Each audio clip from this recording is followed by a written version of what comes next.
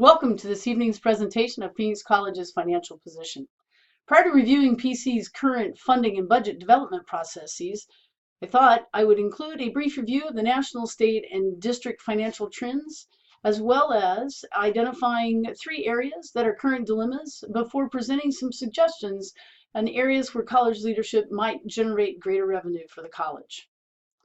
According to Egbert, you might note that Americans in general do not have a clear understanding about what has happened to higher education funding over the past 10 years.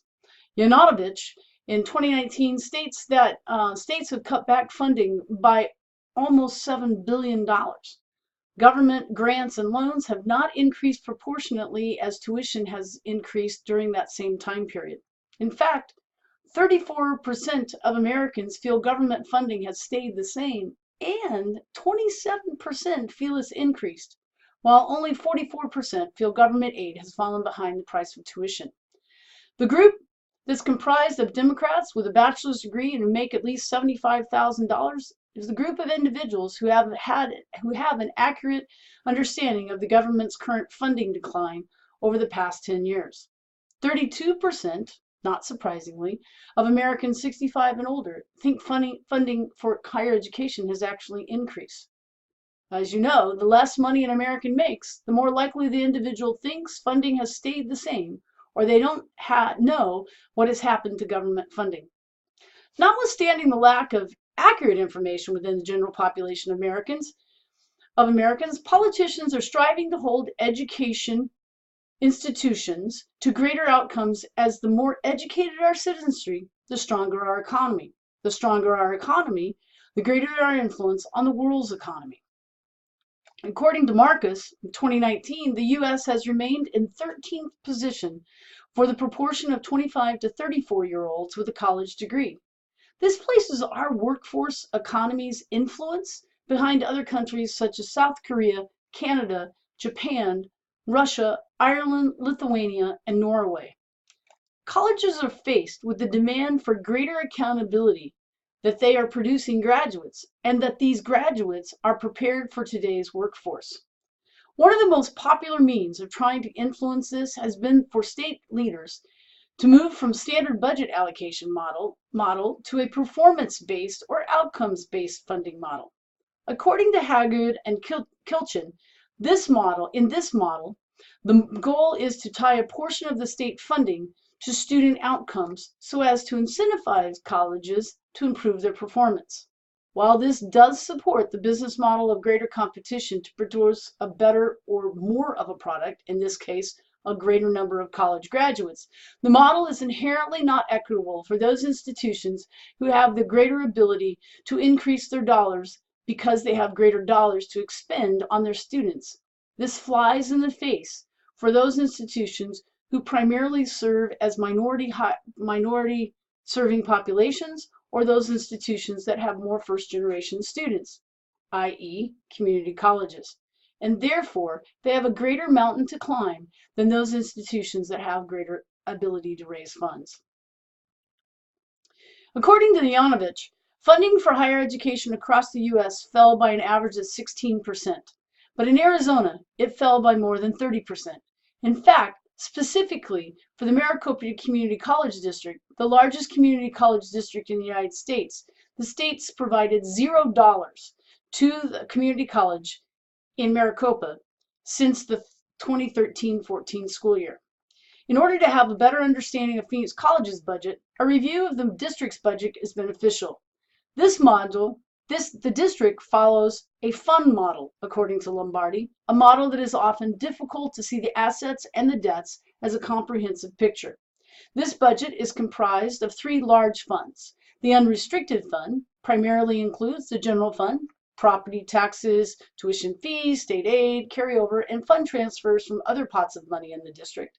The auxiliary fund, which includes contract training and self-supporting activities, for example, food service, produce and benefits itself. The restricted fund, which includes endowments, bonds, federal, state, and local grants and contracts, and the big one, financial aid. Of note is the governing board reserves $2 million from the fiscal year, has reserved $2 million each year since fiscal year 18, 19, 20, and will do 21 as well, to prepare for capital shortages or rapid response to workforce needs. The legislature in the last session just approved additional appropriations to the community college specifically for workforce development and teacher education programs. It will be interesting to see if the district will shift dollars currently allocated for workforce development from this proposition over to the capital projects. And lastly are the capital fund, which includes state aid, again $0, and bonds. A little more discussion about the capital fund is needed, as these funds, which have not received any state aid, are used to maintain or enhance facilities and equipment to keep up with the changing workforce of today and tomorrow. Without ensuring a stronger revenue stream in the capital fund, fewer students choose to attend the college because they don't see the benefit. Leaders and the governing board officials must ensure a means of addressing this challenge. The current governing board has elected to dedicate the secondary property tax to the capital fund. Once the primary property tax levy has paid off the existing bond debt, the governing board intends to forego asking the voters for additional bond for indebtedness and use the primary property tax levy for these much needed capital improvements. Moving to Phoenix College's budget, you will notice that according to Dr. Paul DeRose, the CFO for Phoenix College, the campus uses a strategic online model for establishing the campus budget, which is forwarded to the district office. The four lines here represent four major arrow lines in the middle here represent those areas where the college personnel have direct influence on the college's budget. It is interesting to note that here at the college, we use a more transparent practice of establishing the annual budget than the fund budget the district uses at the governing board level. The instructional budget is the largest portion of any college's budget. It's primarily the faculty's salaries and benefits. We also have institutional support, which is those areas except for student affairs, which is not directly involved with student instruction, IT, HR, the president's office. We have student services, which is comprised of the student affairs office and their supporting systems, counseling, advising, registration, and the like. The operations budget is primarily the underpinnings of the facilities and heating, cooling, utilities, etc. Academic support is the direct support to instructional areas, department and admin assistants, the Center for Teaching and Learning, and those areas that support instruction directly. And lastly, scholarships are those dollars set aside to reduce the amount of tuition and fees that any one given student has to pay for their courses. Of note is that this $61 million base budget has been the same base budget since fiscal year 13-14. In order to increase the budget at our campus, we can use salary savings, which is given position when a given position is vacated and we then fill it with a new employee who perhaps earns less salary than the previous employee. Enrollment growth, which Phoenix College experienced from last year to this year. However, we're still approximately 4,000 students less than we were in the 11-12 school year. Attrition, which is when an employee vacates a position and leadership determines the position doesn't need to be filled, either because the service is no longer needed, a program is ended, or decreased enrollment drives that the position be vacated.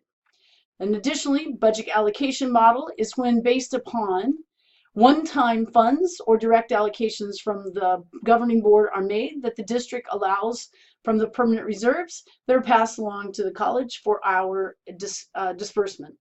And lastly, additional efficiency of utilities is when the college changes its practice that saves money in the utility area. For example, this past school year, PC changed all of its lights to LED, which saved us $200,000, and we also have implemented closing down certain buildings during the summer session in order to ensure that campus buildings are not, if they're not in use, they're not provided for.